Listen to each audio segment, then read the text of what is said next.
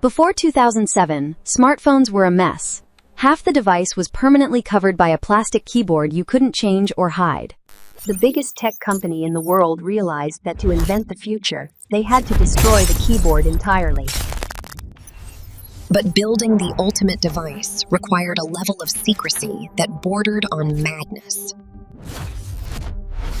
Inside Apple's headquarters, a lockdown was initiated. An entire floor was Project Purple. They called it Project Purple. The mission? Reinvent the phone. The rule? The secrecy was so extreme that the engineering team was physically split in half. The software engineers building the operating system were strictly forbidden from seeing the actual hardware. And the hardware engineers building the physical phone were given fake, dummy software to test on. Nobody knew what the final product looked like. They were just told to build a blank canvas. Competitors used a plastic stylus to navigate screens. But Project Purple rejected that instantly. Why use an extra tool when humans are born with 10 perfect pointers? They needed something called multi-touch. This required engineering a transparent grid of microscopic electrical fields directly into the display. It allowed the screen to perfectly track multiple fingers at once, making the software feel completely natural and fluid.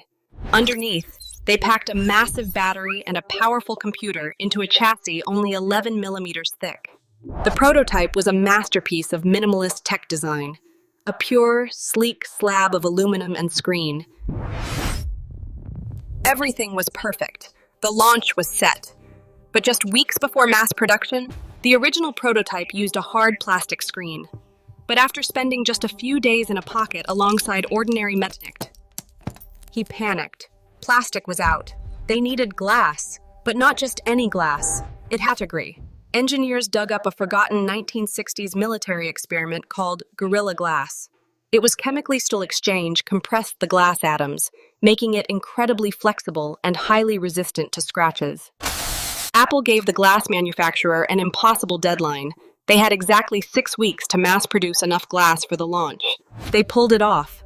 On January 9, 2007, the world saw a device with no physical keyboard and a It wasn't just a phone anymore. It was a blank canvas that could become anything the software wanted it to be. The greatest engineering blueprints are the ones that rewrite the rules of what's possible. Thank you for opening the archive. Subscribe to Beyond the Blueprint, and I'll see you in the next file.